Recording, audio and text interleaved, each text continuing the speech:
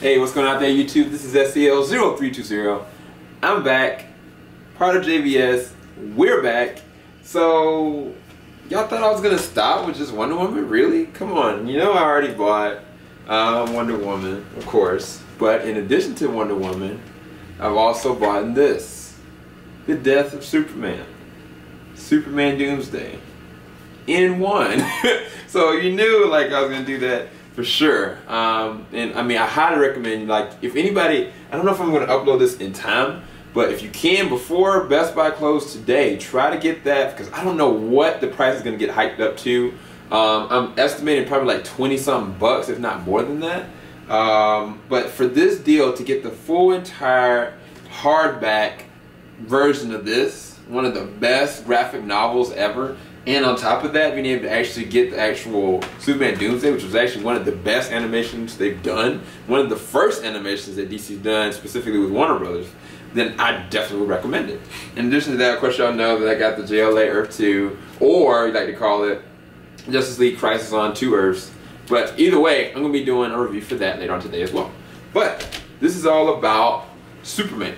One thing I'll say about this one is that Batman is not featured in this at all. Most of the time with the movies, with the comics, and even with the animated features, like, it's Batman surrounding it, you know what I'm saying? It's either Batman and Superman, or it's Batman revolving around. Now, y'all know I love Batman. Like, I have no problems with that at all. But the issue is that there's not been too many definitive animated feature films with Superman up until this point. There was a lot of great stuff that come out as far as series concerned. Even Superman had its own series, but then that was all put to the forefront because of Batman. Even when the Justice League came out, yes, we represented Superman as being the leader, even though more people were inclined to say that Batman was the leader. But this movie, this was all on Superman, and I loved every second of it. And I mean, I looked at this before. I didn't have to relook at it again. Because I remember it like very well, but I was like, you know what, if I'm going to review this, I'm going to do it the right way and kind of look at it first and then talk to y'all about it. So I'm going to go off on, right now, I'm going to find the actual people that were in it.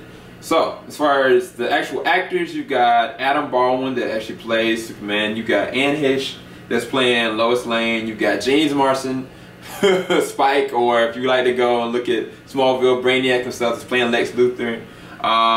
You've got John DiMaggio that's playing Toyman, and then I think that was basically it, other than Mercy Graves being played by Cree Summer, who was the voice of Susie. If you looked at Rugrats, or so many different voice actors, she's a really good talent.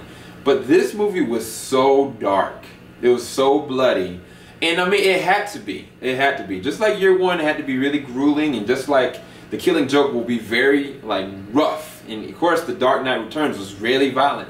This was the first, like, animated feature film that I've seen by, like, DC Comics animation that truly had a lot of blood. When it came to the action sequences of this one, they were some of the best. Now, this came before Wonder Woman. Wonder Woman came afterwards. Then it came Gotham Knight, and this one came really first. You know, before then they had the Batman Sub-Zero, they had the Batman Master Phantasm.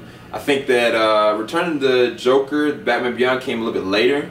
But this was, you know, this was it, you know what I'm saying? Like, this is the death of Superman, so you know it's going to be a grueling battle. But when they actually took in consideration of how they wanted to showcase Doomsday, they didn't just have him just be like, you know, this epic kind of warrior villain. It was this cybernetic creature that every single thing that was moving, it killed. Everything from a freaking deer. There was this dude that was like just minding his own business, listen to his dog getting killed in the background by Doomsday. Goes out there with a shotgun, gets like literally fist thrown through his body, his hand just stuck up like this. There was somebody that was just in their car randomly just going, and like he ripped him apart and threw him out. I was like, this is some dark stuff. And then by the time it actually did get to the final, like not the final, the beginning of this movie, which is really the showcasing of the fight, which I thought that was awesome, because normally they wait to the very end to do that, but it's more to the story than what you think. Now, some people don't like the latter part of this movie. I'll go into it as much as I can without being too long. But the fight between Doomsday and Superman, this was a real fight. Like, I mean, from the jump, there was no dialogue, there was nothing. It was just like, he understood that this man was destroying people that were part of the armed forces. Like, he was like annihilating them. Like, I think somebody literally got their head pushed back and ripped back. And I was like, oh my gosh. And so Superman, to try to save them, he jumps into the fight, and then that's where they commence their fighting. But like, Doomsday realized that this was not somebody that was kind of like breaking as easy, and so he fought harder. But this is the thing that I didn't realize. Looking at this fight again, especially today, I was thinking to myself, we've always been wanting Goku and Superman to fight. That's what we've always wanted. We've liked to see like Batman versus the Punisher or something like that, you know? But to be quite honest, the way that Doomsday is basically unstoppable in this animation, not necessarily in the comics or whatever, but the way that he's interpreted in this, like, he was not stopping. There was like every single moment there was this opportunity for him to kill people, and that plays on two weaknesses of his. One, Superman is weak because he cannot allow anyone to die. He would rather sacrifice himself to do that. Then at the same time, he has limitations. He was fighting so hard that he was exerting himself. That's not supposed to happen. Like, Superman's supposed to continuously endure, but like, he could not hold his own with this guy. It was just like continuously, it was progressing worse. What my thought is that, what if Hulk went up against Doomsday? Nobody's even thought about that. Like, I've never seen any fan art of it. I've never heard any discussions on it. Who would honestly win between Doomsday and the Hulk? Like, a real Doomsday and the real Hulk, if they went at it, you know? And I mean, Hulk at the same time, like, he's trying to be a protector as well. Now, I think that probably the Hulk had his advantage because he's going to get progressively angry. But the way that he was going at Superman, he's basically supposed to be invulnerable, like, he was decimating him. It was grueling. It was bloody. There was one point like he had him like this, and all of a sudden you just see blood splatter, and it splatters on Lois's face, and she's looking. No, one other thing. Why the heck are they even out there? Like, I mean, I know they're reporters and whatnot, but I mean, they putting themselves in live danger. I was like, what are you doing? You know? I did like the thing that they did with forefronting their relationship, and that she realizes that he's Clark Kent, but he doesn't want to talk about it because his ideals are just like straight to the point, you know, because it led into a segue where Martha Kent gets introduced with Lois Lane, and their dialogue was really emotional. It was really one scene that where Lois is kind of breaking down after the death of Superman, and Arthur was like really at first like you ain't gonna sit there and impress me, you know, but like Lois broke down like, you're the only person that really truly has been loved by him, loved him, and, you know, can receive and understand what I'm really going through, and they connect in a really good way. I love that part about this movie.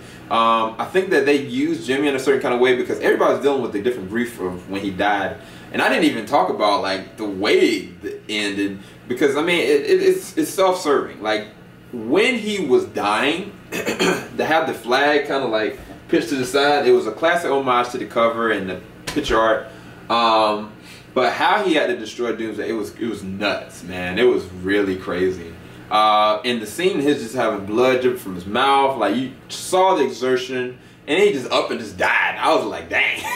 I remember when that movie came out, and I was like, my jaw dropped, you know, and I thought like, dang, that's a quick ending. And I was like thinking to myself that they're just gonna progress into this, you know, and then they're gonna kind of like talk about like how he's gonna eventually kind of come back. And I was thinking they were gonna go into like the cybernetic Superman and stuff like that. But no, they take a whole different twist. Like, Toyman goes and tries to kill some kids, and Lois tries to intervene. All of a sudden, you see somebody breaking out of the ground. I was like, what the heck?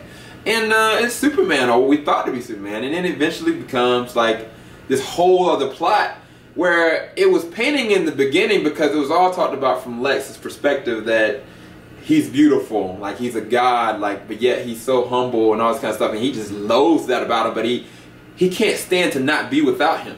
And he felt cheated that he died, so this dude decides to create a clone. Like, when the scene comes on, when the clone goes back home, and like he just beats the tar out of it, you know, and like he's like, who's your dad? I was like, this dude is a sadist. There's something seriously wrong with this man. Like, I'm like, not that he's got any homosexual tendencies or anything like that, but I was like, he is fixated on Superman and everything or everyone that's involved in it.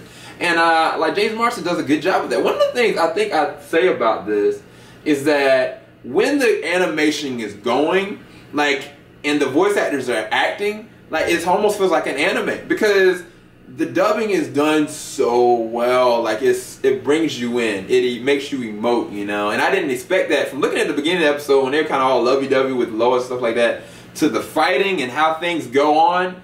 Like it gets really freaking serious. There's this one scene where the clone, like he's fed up, you know. Like he saw Toyman like kill this little girl. He takes this ninja and drops him.